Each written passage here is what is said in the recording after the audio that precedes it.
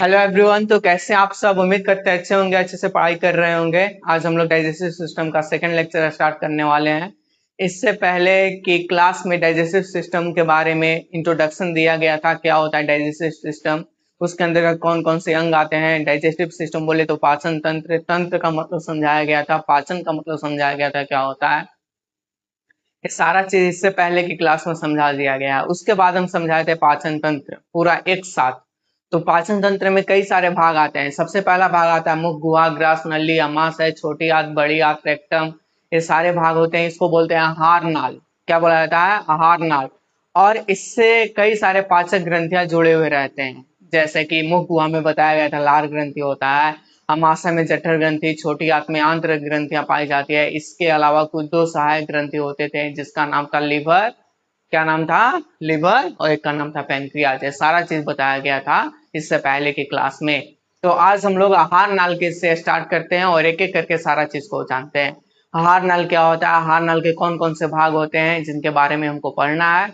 तो आइए हम लोग बताते हैं आहार नाल क्या होता है। आहार नाल के बारे में सीखते हैं। एलिमेंट्री कैनाल या पाचन नली इसी को बोलते हैं, या पाचन गुहा इसी को कहा जाता है। क्लियर है सबको? सबसे पहले पाचन तंत्र जो होता है इसकी लंबाई लगभग 8 से 10 मीटर का होता है। कितना लंबा होता है? इसकी लेंथ जो होता है, लेंथ 8 से 10 मीटर के बीच में होता है इसकी लेंथ। 8 से 10 मीटर कितना लंबा देखे होंगे, तार नापते वक्त 1 मीटर का ऐसा तार नापा जाता है। जब इसको इस तार को इसे इसे 10 बार करेंगे उतना लंबा होता है हमारा एलिमेंट्री कैनाल। सोच के देखिए कितना बड़ा होता है। 10 मीटर अच्छा खासा लेंथ होता है। 1 मीटर, इसी तरह से 10 मीटर मीटर तार ऐसे खींचिए तो उतना लंबा होता है हम लोग का डाइजेस्टिव सिस्टम, पाचन तंत्र, आहार नाल, सॉरी। हाँ, डाइजेस्टिव सिस्टम भी बोल सकते हैं, कोई दिक्कत नहीं है। आहार नाल उतना लंबा होता है हम लोग का। अगर इसको फीट में बात किया जाए तो लगभग, सब लगभग में लिया जाता है, लगभग 33 फीट के बराबर होता है हम लोग के एलिमेंट्री कैनाल। बोलने का मतलब है पाचन नली या पाचन गुहा इसी को बोलते हैं। गुहा मतलब होता है खाली जगह, पाचन करने के लिए जो खाली जगह शरीर में होता है उसी को बोलते हैं पाचन गुहा। पाचन नली, पाचन नली, पाचन शब्द का मतलब क्या होता है पिछली क्लास में अच्छा से समझाया गया था। प्लस में नली, पाचन नली का शब्द सही लग रहा है, पाचन मतलब छोटे कण को बदलने वाला नली। भोजन हमारे शरीर में जिस नली के अंतर्गत छोटे छोटे कण में कन्वर्ट होते हैं, जिस नली के अंतर्गत छोटे छोटे कण में बदलते हैं, उस नली को क्या कहते हैं? उस नली को पाचन नली कहा जाता है। क्लियर है सबको?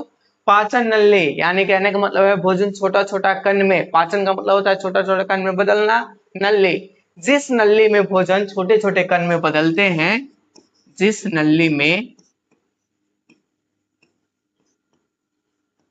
भोजन छोटे कण में बदलते हैं, छोटे कण में बदलते हैं, बदलते हैं, उस नली को ही क्या कहते हैं? उस नली को पाचन नली कहा जाता है। या इसी का एक और नाम होता है आहार नाल। आहार नाल दो शब्दों से मिलकर बना हुआ है, आहार प्लस में नाल। तो आहार का मतलब होता है भोजन, भोजन।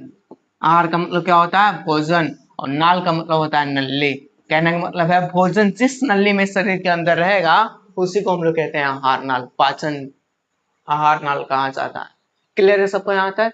किसी को आहार नाल में दिक्कत है? आहार नाल की लंबाई कितना होगा? लंबाई याद रखिएगा, मेन रूप से इंपॉर्टेंट होता है। 8 से 10 मीटर लगभग कितना फीट के बराबर होता है? 33 फीट के बराबर होता है। ये इसी का एक और नाम होता है पाचन नली या पाचन गुहा। पाचन गुहा मतलब खाली जगह। पाचन की क्रिया करने के लिए मनुष्य के शरीर में कुछ खाली जगह होते हैं, उसी को पाचन गुहा कहते हैं, या आहार नाल कहते हैं, या पाचन नली कहते हैं। पाचन नली से क्या डेफिनेशन निकल के आता है? जिस नली में भोजन छोटे कण में बदलते हैं उस नली को पाचन नली कहा जाता है। आहार नल क्या होता है? भोजन जिस नली के अंतर्गत शरीर के अंदर उपस्थित रहता है उसी को आहार नल कहते हैं। तीनों शब्द था, तीन गो शब्द का एक ही मीनिंग है। इन तीनों का मतलब समझाया गया आप सबको, किसी को भी दिक्कत नहीं होना चाहिए यहाँ तक। आइए अब हम लोग आहार नाल के अंतर्गत मुख्य संरचना के बारे में सीखते हैं। आहार नाल में ऐसे कौन कौन से संरचना आते हैं जो हम लोग के पाचन की क्रिया में मुख्य भूमिका अदा करते हैं, मुख्य भूमिका निभाते हैं। तो सबसे पहला जो हम लोग सीखने वाले हैं, आहार नाल में उपस्थित संरचना।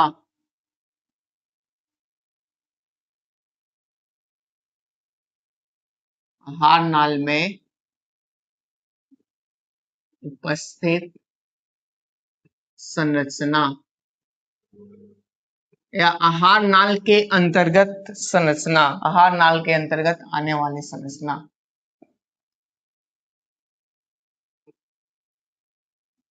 कौन कौन से ऐसे संरचना है जो आहार नाल के अंतर्गत आते हैं? तो सबसे पहला संरचना जो होता है वो होता है मुख गुहा। मुख गुहा, इसको इंग्लिश में कहा जाता है माउथ कैविटी, या इसी को हम लोग कहते हैं बकल कैविटी, या इसी का एक और नाम होता है ओरल कैविटी। ओरल, तो इस सब के लास्ट में क्या लगा देना है? कैविटी। क्या हम बोले हैं? मुख गुहा। सबसे पहला पार्ट क्या आता है? मुख गुहा। मुख गुहा बोले तो माउथ, बकल या ओरल कैविटी, ये दो शब्दों से मिलकर बना होता है। मुख प्लस में गुहा, मुख प्लस में गुहा। मुख का मतलब होता है मुंह, और गुहा का मतलब होता है खाली जगह। खाली जगह कहने का मतलब है मुंह में जो खाली जगह होता है उसी को मुख गुहा कहते हैं। एक लाइन में याद रखना है, मुख में जो खाली जगह उसी को क्या कहते हैं? मुख गुहा कहा जाता है। ओरल कैविटी, बकल कैविटी, या इसी को हम लोग माउथ कैविटी बोलते हैं। किसी को भी दिक्कत नहीं होना चाहिए। एंड नेक्स्ट पॉइंट समझते हैं, आइए मुख गुहा के बारे में। मुख गुहा देखिए तो बंद कक्ष होता है कि खुला कक्ष है? तो मुख गुहा हमेशा बंद रहता है, समय के अनुसार खुलता है। तो मुख गुहा एक बंद कक्ष होता है। मुख गुहा एक बंद कक्ष होता है जो बाहर की ओर जबड़ा और ओठ के कारण खुलता तथा बंद होता है। मुख गुहा कैसा कक्ष है? मुख गुहा एक बंद कक्ष होता है जो बाहर की ओर जबड़ा और ओठ के कारण खुलता तथा बंद होता है। तो मुख गुहा का एक किताबी डिफिनेशन होता है, किताब में ऐसे लिखा हुआ है। मुख गुहा कैसा कक्ष होता है? बंद कक्ष होता है जो बाहर की ओर जबड़ा और ओठ के कारण खुलता तथा बंद होता है। आइए मुख गुहा के डेफिनेशन को लिख देते हैं। तो मुख गुहा एक बंद कक्ष होता है। मुख गुहा एक बंद कक्ष होता है जो बाहर की ओर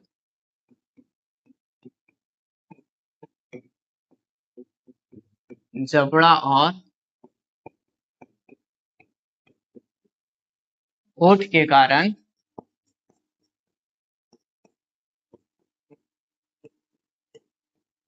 खुलता तथा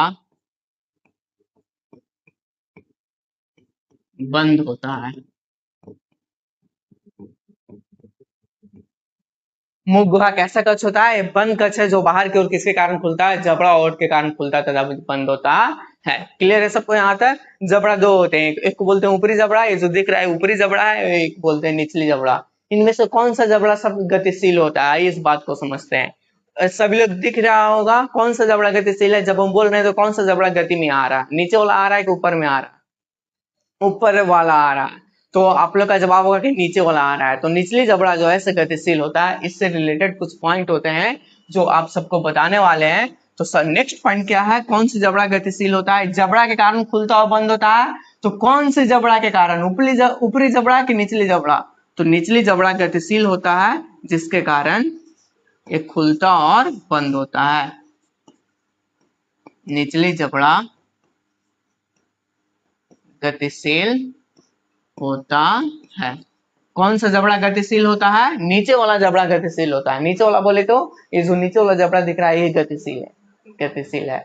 जब हम लोग बोलते हैं, बात करते हैं किसी से, यही वाला गति में आता है, ऐसा नहीं कि ऊपर वाला आता है। जब इसे मुंह फाड़े तो कौन सा जबड़ा गति किया होगा? नीचे वाला जबड़ा गति किया होगा, जिसके कारण हम लोग का मुख गुहा क्या होता है? खुल जाता है, और मुख गुहा क्या हो जाता है? बंद हो जाता है। क्लियर है सबको यहाँ तक? सबसे पहले खाना खाते हैं तो सबसे पहले खाना को कहाँ रखते हैं? आप लोग बताइए। सबसे पहले खाना को रखा जाता है मुख में। मुख में कहने का मतलब मुंह में रखा जाता है। तो सबसे पहले पाचन की जो शुरुआत है वो कहाँ से होता है? पाचन की शुरुआत मुख गुहा से होता है। कहने का मतलब है मुंह से होता है पाचन की शुरुआत। क्लियर है सबको? तो कोई पूछेगा कि पाचन की शुरुआत कहाँ से होता है, तो पाचन की शुरुआत जो है वो मुख गुहा से होता है। पाचन की शुरुआत, पाचन की शुरुआत कहाँ से होता है? पाचन की शुरुआत मुख गुहा से होता है, क्योंकि सबसे पहले भोजन को हम लोग मुख पे रखते हैं, दांत के द्वारा डाइजेशन की क्रिया करते हैं उसमें। क्लियर है सबको?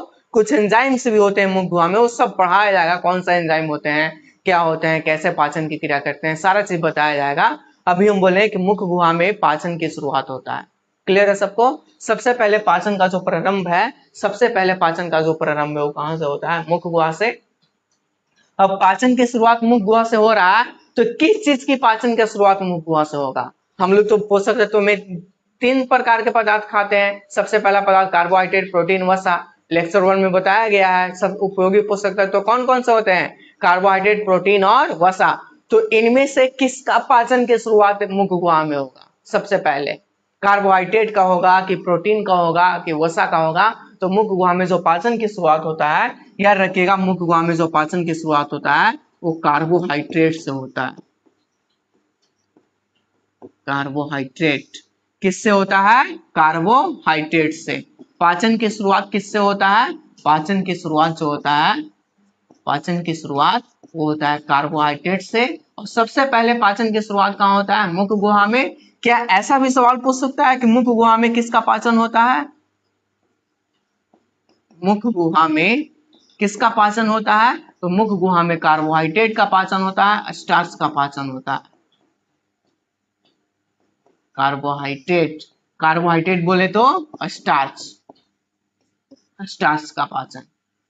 क्लियर है सबको ये पॉइंट?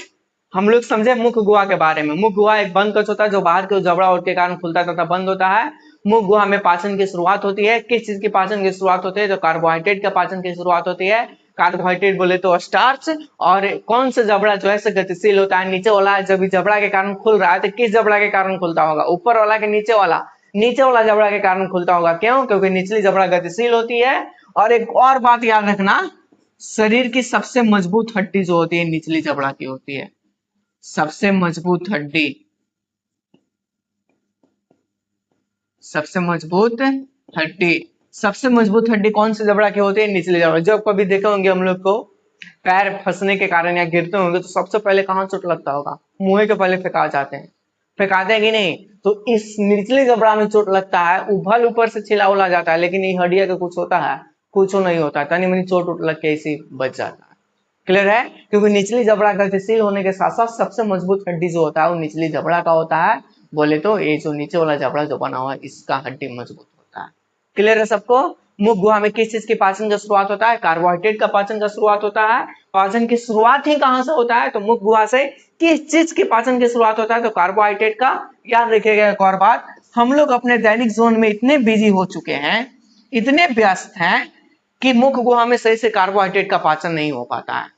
आंशिक रूप से कार्बोहाइड्रेट का पाचन होता है। आंशिक बोले तो पूरा नहीं होता है, थोड़ा बहुत होता है। क्यों? इसका रीजन क्या है? क्योंकि हम लोग दैनिक जीवन में इतने व्यस्त हो गए हैं कि खाना सही से खाने के लिए टाइम ही नहीं मिलता है। जल्दी जल्दी खाना को खा लेते हैं, इसलिए मुख गुहा में पूरा भोजन के कार्बोहाइड्रेट का पाचन नहीं होता, बल्कि आंशिक रूप से कार्बोहाइड्रेट का पाचन होता है। आंशिक बोले तो थोड़ा सा कार्बोहाइड्रेट का पाचन होता है। तो कितना % कार्बोहाइड्रेट का पाचन मुख गुहा में होता है? याद रखिएगा, मुख गुहा में मात्र 30% कार्बोहाइड्रेट का पाचन होता है।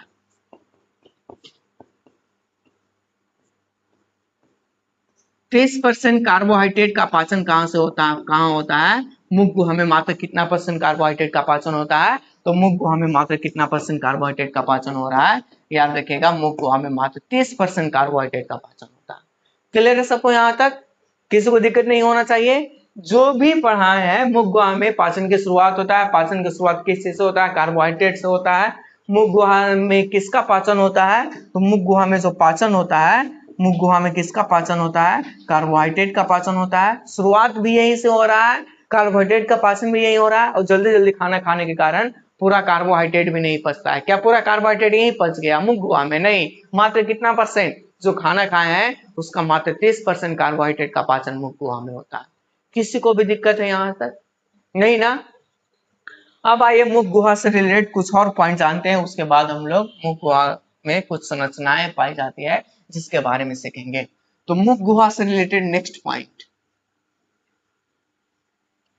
मुख गुहा में जो है देखे होंगे एक पानी निकलता है जिसको बोलते हैं लार। क्या बोलते हैं? लार। कहां से निकलता है? लार ग्रंथि से। सारा चीज बताया जाएगा। तो मुख गुहा में जब भोजन लार से सन जाएगा सही से, मुख गुहा में जब भोजन लार से सही से सन जाता है, लार के अंदर सही से मिक्स हो जाता है, तो उस भोजन को कहा जाता है बोलस। क्या बोलते हैं? बोलस। मुख गुहा में लार से सने हुए भोजन को क्या कहा जाता है? मुख गुहा में लार से सने हुए भोजन को कहा जाता है बोलस।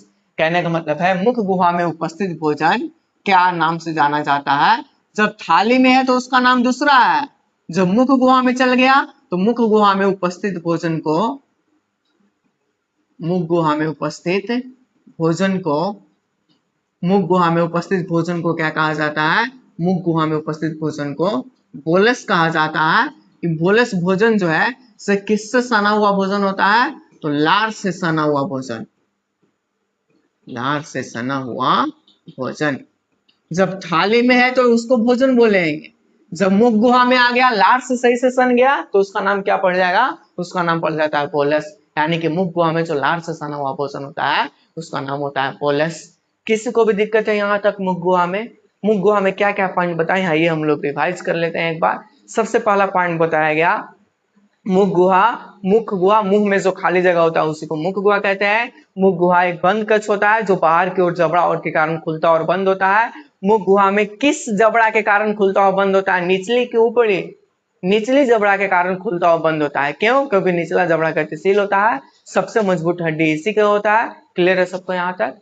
मुख गुहा से पाचन की क्रिया की शुरुआत होती है। पाचन क्रिया की शुरुआत कहां से होता है? मुख गुहा से। किस चीज की पाचन का शुरुआत होता है? कार्बोहाइड्रेट, प्रोटीन की वसा, कार्बोहाइड्रेट का पाचन का शुरुआत होता है। कार्बोहाइड्रेट बोले तो स्टार्च। क्लियर है सबको यहाँ तक? और मुख गुहा में लार से सना हुआ भोजन क्या कहलाता है? बोलस कहलाता है। लार से सना हुआ भोजन क्या कहलाता है? बोलस। हम लोग कह सकते हैं मुख गुहा में उपस्थित भोजन को क्या बोलते हैं? बोलस कहा जाता है। किसी को भी यहाँ तक दिक्कत है? आशा करते हैं, उम्मीद करते हैं नहीं होना चाहिए। यहाँ पास किस चीज का पाचन होता है? कार्बोहाइड्रेट का। इसलिए देखेंगे जब रोटी चावल में कार्बोहाइड्रेट होता है, जब इसको सही से चबा करके खाते हैं तो रोटी और चावल को सही से अगर मुख गुहा में चबाया जाए तो देखेंगे कुछ मीठा लगता है। लगता है कि नहीं लगता है? मुख गुहा में, मुख गुहा में जब सही से चबा करके भोजन खाते हैं तो हल्का सा मीठा लगता है। क्यों? क्योंकि कार्बोहाइड्रेट का डाइजेशन वहां पर स्टार्ट होता है। रोटी चावल में कार्बोहाइड्रेट होते हैं, इस स्टार्च के कारण, इस कार्बोहाइड्रेट के कारण ही वो भोजन हल्का सा कैसा फील होता है? हल्का सा मीठा लगता है। क्लियर है सबको मुख गुहा यहाँ तक? किसी को दिक्कत नहीं होना चाहिए। आइए अब समझते हैं मुख गुहा के बारे में। नेक्स्ट पॉइंट, मुख गुहा से रिलेटेड।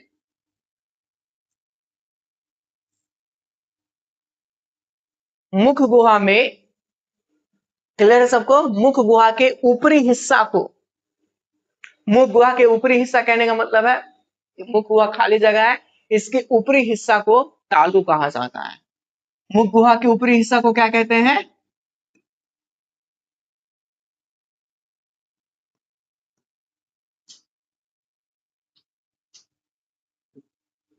मुख गुहा के ऊपरी हिस्सा को क्या कहा जाता है? तालु।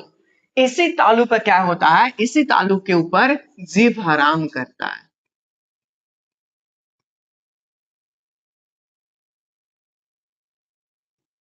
जीभ आराम करता है। जीभ कहां पास आराम करता है? ऊपर वाला हिस्सा पे कि नीचे वाला हिस्सा पे? तो जीभ ऊपर वाला हिस्सा पे आराम करता है, क्योंकि ऊपर वाला हिस्सा पे ही जीभ आराम करता है, नीचे वाला हिस्सा पे नहीं करता। आप जीभ को आराम करके देख लीजिए एक बार। जब बोलते हैं तो ऊपर वाला हिस्सा पे आराम करता है। ऊपर वाला हिस्सा को क्या कहते हैं? मुख गुहा के ऊपरी हिस्सा क्या कहलाता है? ऊपरी हिस्सा कहलाता है तालु। इसी पे जीभ क्या करता है? आराम करता है। क्लियर है सबको? और इसके शीर्ष भाग को कहा जाता है गाल। ये जो गाल दिख रहा है एक गाल। क्लियर है सबको यहाँ तक? किसी को भी मुख गुहा में यहाँ तक दिक्कत नहीं होना चाहिए।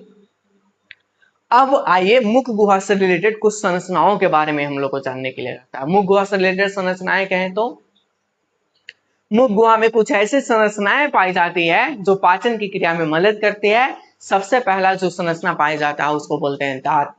दांत के बारे में हम लोग को इस चैप्टर में सीखना है। उसके बाद जो संरचना पाई जाती है उसे बोलते हैं जीभ। इस चैप्टर में जीभ के बारे में सीखना है, और उसके साथ लार ग्रंथि के बारे में इस चैप्टर में हम लोग को सीखना है। क्लियर है सबको? सबसे पहला कौन सा संरचना सीखेंगे मुख गुहा में? तो मुख गुहा में सबसे पहला संरचना हम लोग सीखेंगे और सीखेंगे जीभ। तो मुख गुहा में उपस्थित संरचनाएं, अब हम लोग क्या हेडिंग लगाने वाले हैं? ये जो नया हेडिंग बनेगा वो बनेगा मुख गुहा में उपस्थित संरचनाएं।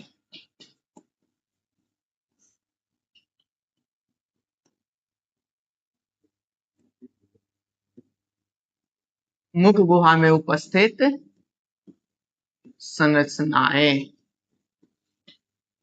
मुख गुहा में उपस्थित संरचनाएं। अब ये मुख गुहा में कौन कौन सी संरचनाएं पाई जाती है, आइए इसके बारे में अपन जानते हैं। तो सबसे पहला संरचना जो हम लोग को सीखने के लिए है वो हम सीखेंगे जीभ के बारे में। जीभ को बायोलॉजी के लैंग्वेज में बोला जाता है जिह्वा, जिह्वा, या इसी को हम लोग बोलते हैं टंग, टंग। एंड जो सेकंड संरचना सीखने वाले हैं, सेकंड चीज के बारे में सीखेंगे, उसको बोलते हैं लार ग्रंथि, लार ग्रंथि।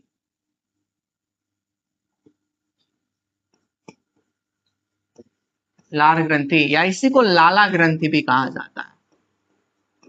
नाम वाला लाला नहीं है, यहाँ पास लार ग्रंथि का वही लाला लाला ग्रंथि कहा जाता है इसी को। और तीसरा संरचना सीखने वाले हैं दांत के बारे में।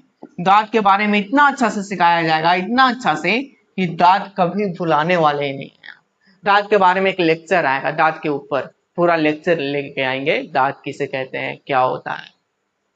तो सबसे पहले जो हम लोग सीखने वाले हैं आज, जीभ के बारे में सीखने वाले हैं और लार ग्रंथि के बारे में सीखने वाले हैं, और इसके ऊपर एक अलग से लेक्चर आएगा। तो आज जो अभी हम स्टार्ट करने वाले हैं, जीभ के बारे में, जिह्वा के बारे में, टंग के बारे में, और एक चीज और के बारे में स्टार्ट करेंगे जिसको बोलते हैं लार ग्रंथि और लाला ग्रंथि, इसी को बोलते हैं। इसके बारे में स्टार्ट करने वाले हैं आज। क्लियर है सबको? तो आइए अब हम लोग टंग के बारे में, जीभ के बारे में स्टार्ट करते हैं, जीभ के बारे में पढ़ाई करते हैं। अगला हेडिंग जो लगेगा मुख गुहा के उपस्थित संरचना में, जिसको बोलते हैं हम लोग जीभ। सबसे पहला संरचना का नाम हो गया जीभ। जीभ बोले तो टंग, या इसी का एक और नाम होता है जिह्वा, जिह्वा। इसके बारे में कुछ इंट्रोडक्शन सीखेंगे जीभ के बारे में। सबसे पहले जीभ के क्या होता है, क्या होता है, आइए हम आपको बोल के समझाते हैं, उसके बाद बोर्ड पे पूरा लिख देंगे।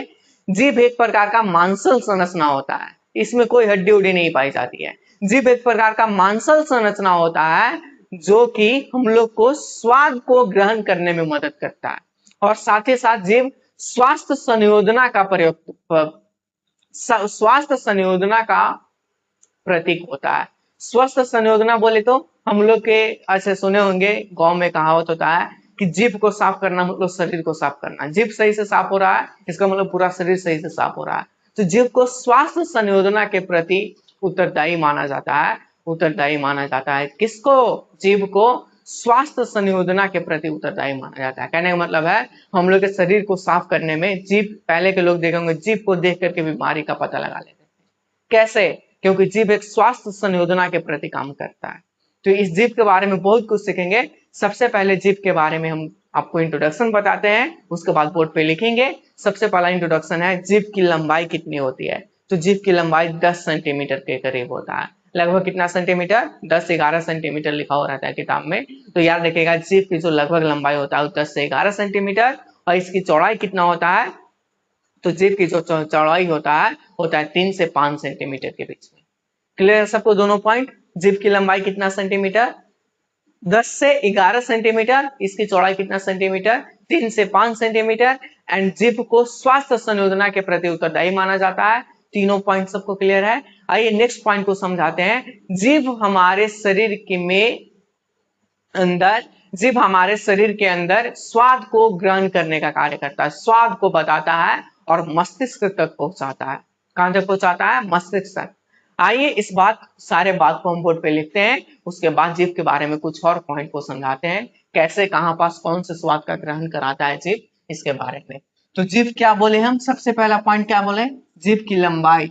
जीभ की जो लगभग लंबाई होती है वो कितना सेंटीमीटर होता है? 10 से 11 सेंटीमीटर के बीच में होता है।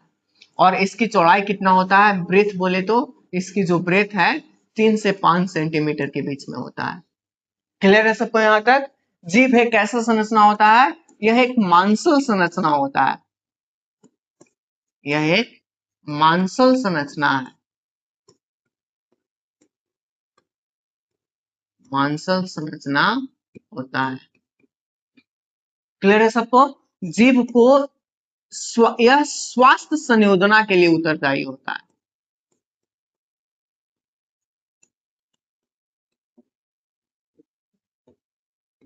स्वास्थ्य संयोजना के लिए उत्तरदायी होता है।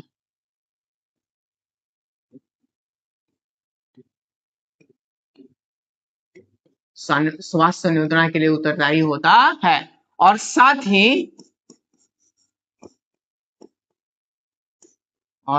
ही यह स्वाद को बताने में मदद करता है।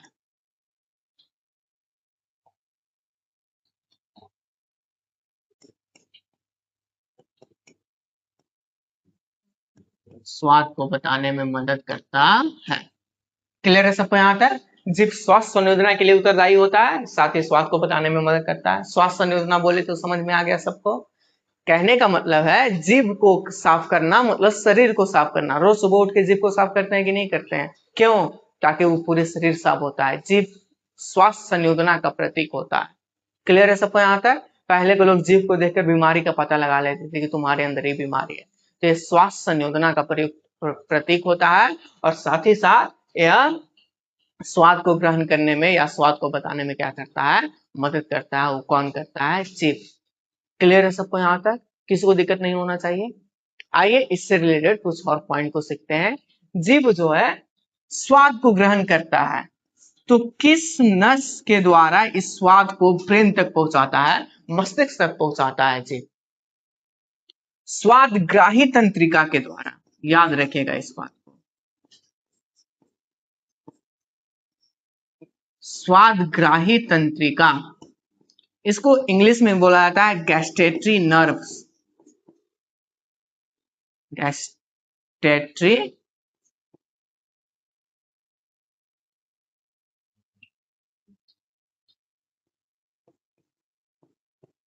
गैस्टेटरी नर्व या रिसेप्टर भी बोला जाता है इसको। रिसेप्टर एक प्रकार का तंत्रिका उत्तक होता है। तंत्रिका उत्तक बोले तो न्यूरॉन, एक प्रकार का न्यूरॉन होता है जो क्या करता है? स्वाद को मस्तिष्क तक पहुंचाता है। स्वाद को मस्तिष्क तक पहुंचाता है। स्वाद ग्राही तंत्रिका या गैस्टेटरी नर्व या रिसेप्टर के द्वारा स्वाद जो है से कहां तक पहुंचता है? हमारे ब्रेन तक पहुंचता है। जीभ से ब्रेन तक जो स्वाद को पहुंचाने में मदद करता है गैस्टेटरी नर्व। स्वाद ग्राही तंत्रिका ये स्वाद को कहां तक पहुंचाता है? मस्तिष्क तक पहुंचाने का कार्य करता है। क्लियर है सबको यहाँ तक? क्या होता है, जीभ कभी कभी ना स्वाद को सही से पहचान ही नहीं पाता है। कहने का मतलब स्वाद की कमी हो जाती है। क्या कारण से कमी होती है बता रहे हैं हम। जीभ में स्वाद की कमी हो जाती है, यानी कि लॉस ऑफ टेस्ट। इस लॉस ऑफ टेस्ट को कहा जाता है लॉस ऑफ टेस्ट। इस लॉस ऑफ टेस्ट को कहा जाता है एक्यूसिया।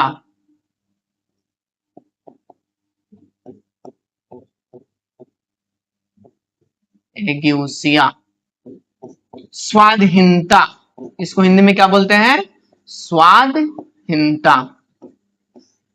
कभी कभी जीभ जो है से स्वाद को सही से पहचान नहीं पाता है, स्वाद की कमी हो जाती है जीभ के अंदर। इसे हम लोग कहते हैं loss of taste. Loss of taste ageusia कहा जाता है या स्वादहीनता कहा जाता है। क्लियर है सबको यहाँ तक? लॉस ऑफ टेस्ट को क्या बोलते हैं? स्वादहीनता या एक्यूसिया। और किस नस के द्वारा स्वाद हम लोग के मस्तिष्क तक पहुंचता है? तो जिस नस के द्वारा पहुंचता है उसको बोलते हैं स्वाद ग्राही तंत्रिका, गैस्टेटरी नर्व या रिसेप्टर के द्वारा स्वाद कहां तक पहुंचता है? मस्तिष्क तक पहुंचता है। किसी को भी दिक्कत है यहाँ तक? नहीं होना चाहिए जीभ में दिक्कत। आइए नेक्स्ट पॉइंट जीभ के अंतर्गत समझते हैं। जीभ के ऊपरी भाग पर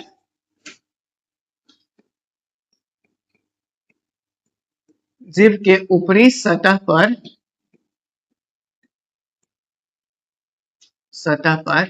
रोएदार संरचना पाई जाती है।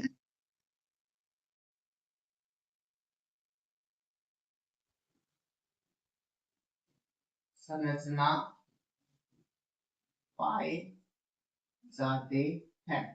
जीभ की ऊपरी सतह पर रोएदार संरचना पाई जाती है। कहने का मतलब है रोवन रोवन टाइप की संरचना होता है, जिसे हम लोग कहते हैं पैपिला। जिसको क्या नाम होता है? पैपिला। या इसी को स्वाद कलियां भी नाम होता है। स्वाद कलियां या इसी को कहा जाता है अंकुर। अंकुर। जीभ की ऊपरी सतह पर रोएदार संरचना पाई जाती है जिसे क्या बोलते हैं, अंकुर बोलते हैं, पैपिला बोलते हैं या स्वाद कलियां बोलते हैं। यही क्या करता है, यही स्वाद को पहचानने में मदद करता है, ये स्वाद को ग्रहण करने में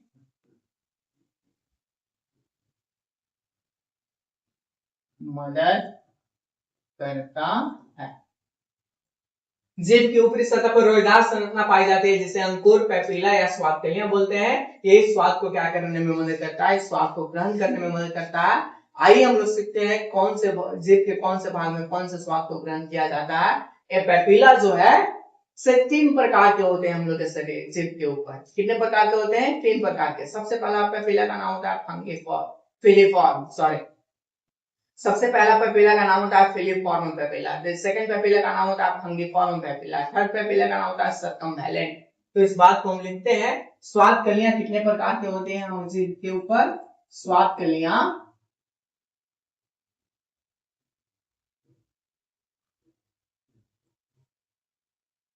3 प्रकार के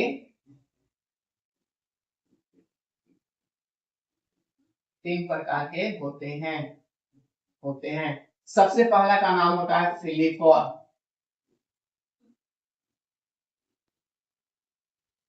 फिलीफॉर्म पेपिला।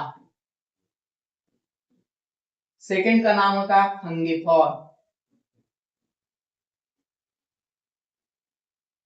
या इसी का एक और नाम होता है कवकनुमा,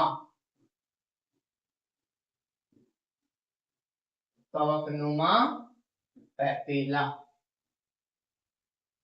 एंड थर्ड का नाम होता है सर्कमवेलेंट,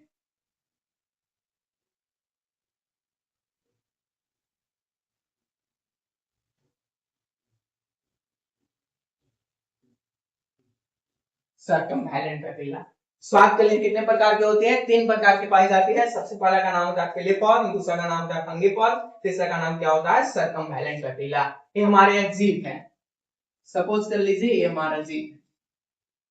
तो कहां कहां कौन कौन से पेपिला पाई जाती है, तो जीभ के सबसे आखिरी वाला हिस्सा पे, सबसे आखिरी वाला हिस्सा पे, इस हिस्सा पे जो संरचना पाई जाती है उसको बोलते हैं फंगिफॉर्म पे सॉरी सर्कमवेलेंट। जीभ के सबसे आखिरी हिस्सा पे, कहने का मतलब जीभ के जो आधार होता है, सबसे लास्ट वाला हिस्सा होता है, सबसे लास्ट वाला हिस्सा होता है, वहां पर कौन सा पेपिला पाई जाती है, सर्कमवेलेंट पेपिला पाई जाती है।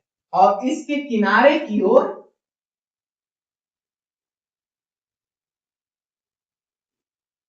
इसके किनारे की ओर जो पेपिला पाई जाती है उसे बोलते हैं फंगिफॉर्म पेपिला। सेकंड सेकंड समझ में आ गया होगा, सेकंड कहने का मतलब कौन, सेकंड कहने का मतलब कौन, फंगिफॉर्म पेपिला या कवकनुमा। और जीभ का सबसे शीर्ष वाला जो हिस्सा होता है, सबसे अगला हिस्सा जो होता है, इस पे पाई जाती है, सॉरी इस पे भी रहता है, इस पे भी रहता है फंगिफॉर्म पेपिला। और इस जीभ के बीच वाला हिस्सा पे, जीभ के बीच वाला हिस्सा पे जो पेपिला पाई जाती है उसे बोलते हैं फिलीफॉर्म पेपिला। तो पेपिला जीभ के कौन से संरचना पे कहां होगा, तो आइए इस बात को फिर से समझा देते हैं आप सबको। इस किनारे किनारे जितने भी पार्ट दिख रहे हैं, ये सारे पार्ट पे कौन सा पेपिला पाया जाएगा, इस पार्ट पे पाया जाता है फंगिफॉर्म पेपिला, कवकनुमा पेपिला, इसी को बोलते हैं। क्लियर है सबको। और फिलीफॉर्म को कहां पास पाया जाएगा, फिलीफॉर्म जीभ के बीच वाला हिस्सा पे पाया जाता है, फिलीफॉर्म जीभ के बीच वाला हिस्सा पे पाया जाता है। और सबसे आखिरी वाला हिस्सा पे कौन सा पेपिला पाया जाता है, सबसे आखिरी वाले हिस्सा पे पाया जाता है सर्कमवेलेंट पेपिला पाया जाता है। क्लियर है सबको यहाँ तक। आइए समझते हैं कौन सा पेपिला कौन से स्वाद को ग्रहण करता है और कौन से पेपिला किस स्वाद को ग्रहण करने में हम लोग के शरीर के अंदर मदद करता है। ये हमारा जीभ हो गया। क्लियर है सबको। जीभ के सबसे लास्ट हिस्सा को कहा जाता है बेस, बेस बोले तो आधार,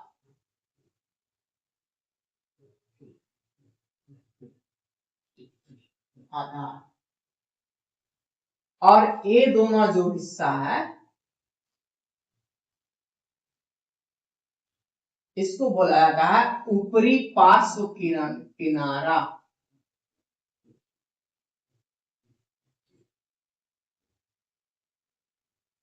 किनारा, और इसके जो नीचे वाला हिस्सा होता है इसको बोला जाता है निचली पार्श्व किनारा।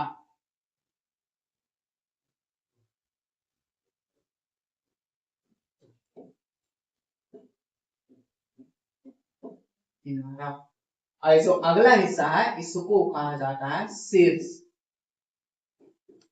शीर्ष क्लियर है सबको?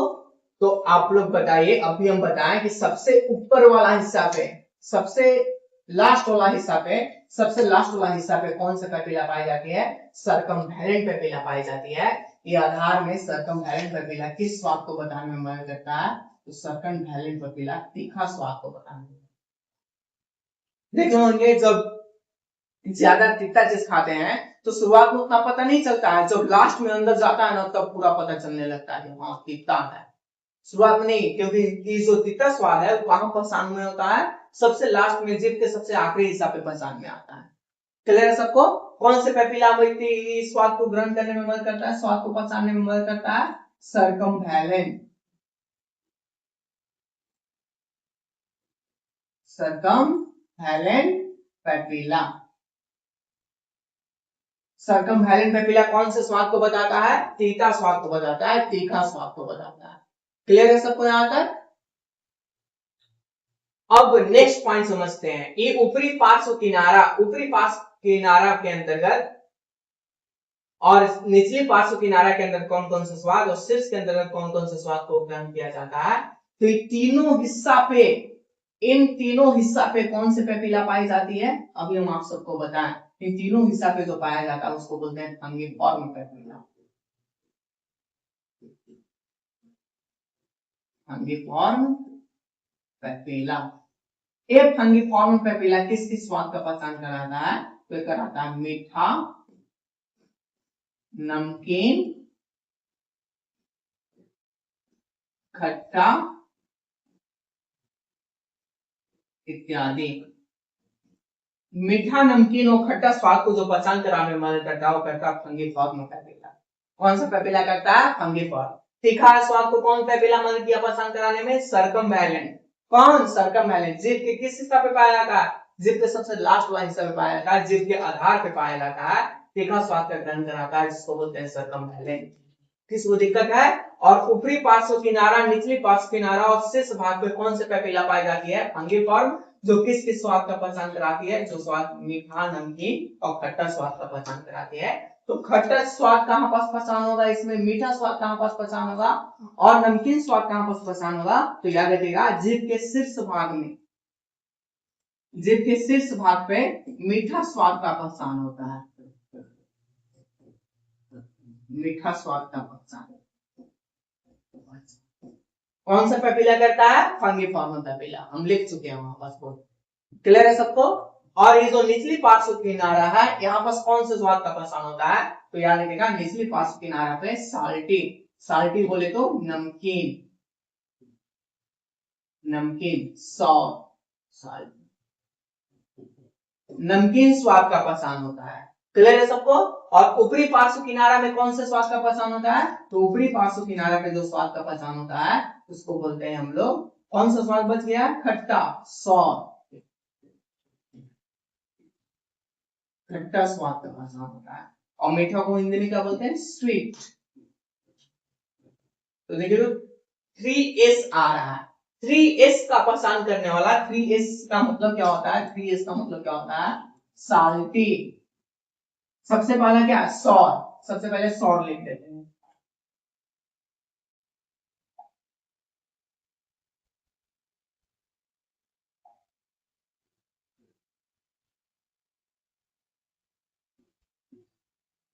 उसके बाद क्या? साल्टी। उसके बाद क्या? स्वीट। ये तीनों स्वाद का जो पहचान करने वाला पेपिला होता है वो कौन सा पेपिला होता है? फंगिफॉर्म पेपिला। ये कहां कहां पाई जाती है? तो फिगर में देखिए आप सबको दिखाया गया होगा। एक हिस्सा पे, ए सर्कमवैलेंट इस हिस्सा पे पाया जाएगा, हम पीछे भी समझा चुके हैं। इस हिस्सा, तीनों हिस्सा पे, ए हिस्सा बोले तो ये वाला हिस्सा, ए वाला हिस्सा, ए वाला हिस्सा और ए वाला हिस्सा, इन तीनों पे कौन सा पेपिला पाई जाती है? इन तीनों पे फंगिफॉर्म पेपिला पाई जाती है, तीनों पे। क्लियर है सबको? एक और पेपिला बचा है जिसका नाम है फिलीफॉर्म।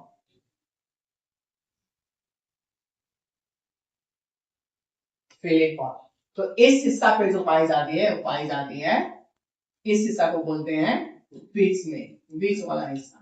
जीभ के बीच में जो पाई जाती है वो मिश्रित स्वाद का पहचान कराता है।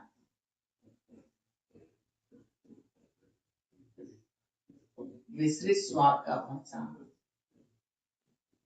मिश्रित स्वाद का पहचान कौन सा हिस्सा से होता है? तो जीभ के बीच वाला हिस्सा से होता है मिश्रित स्वाद का पहचान। मिश्रित बोले तो उमामी स्वाद भी लिखा हुआ रहता है कई कई किताबों में। उमामी स्वाद जैसे चिकन, मांस, मछली सब खाते हैं, वो सब स्वाद का पहचान जीभ के बीच वाला हिस्सा से होता है। खट्टा का पहचान ऊपरी पार्श्व किनारा से, नमकीन का पहचान निचली पार्श्व किनारा, ये जो दिख रहा होगा बोर्ड पे। सिर्फ पार्ट से कौन से चीज का पहचान होता है? मीठा स्वाद का पहचान होता है। ये तीनों स्वाद को पहचानने में कौन सा मदद करता है? फंगिफॉर्म पेपिला। और फिलीफॉर्म सॉरी सर्कमवैलेंट कौन से स्वाद को बताता है? तीखा स्वाद को बताता है। और इन सब स्वाद को बताने वाला पेपिला कोई नहीं होता, इसमें जो पेपिला पाई जाती है उसको बोलते हैं फिलीफॉर्म। Filiform, filiform papilla. याद रखिएगा इस फिलीफॉर्म पेपिला में कोई स्वाद कलियां नहीं पाई जाती है,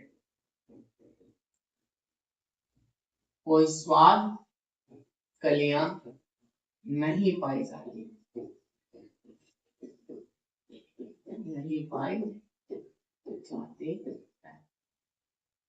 इस फिलीफॉर्म पेपिला पे कोई स्वाद कलियां नहीं होता, एक बीच वाला हिस्सा पे होता है, और बीच वाला हिस्सा में होने के साथ साथ उमामी स्वाद का पहचान होता है। उमामी बोले तो कई सारे स्वादों का मिश्रण, स्वाद का मिश्रण। क्यों? क्योंकि इस पे कोई स्वाद कलियां नहीं है, ये फिलीफॉर्म पेपिला से बना हुआ है, फिलीफॉर्म। क्लियर है सबको? और फंगिफॉर्म कहाँ होता है? फंगिफॉर्म ऊपरी पार्श्व किनारा, निचले पार्श्व किनारा और शीर्ष भाग में कौन सा पेपिला पाई जाती है? फंगिफॉर्म पेपिला। कौन से स्वाद का पहचान कराता है? थ्रीएस, थ्रीएस बोले तो sour, salty, sweet, sour, salty, sweet. Clear है? खट्टा, नमकीन और मीठा स्वाद का पहचान कराता है। एक जीभ के बारे में, जीभ के बारे में देखिए इतना कुछ बताया गया आप सबको। आइए एक बार रिवाइज करवा लेते हैं जीभ को। जीभ सबसे पहले क्या हम बताएं? जीभ की लंबाई कितना होता है? 10 सेंटीमीटर। इसकी चौड़ाई कितना होता है? 3 से 5 सेंटीमीटर के बीच में होता है। जीभ जो है कैसा संरचना होता है? मांसल संरचना होता है।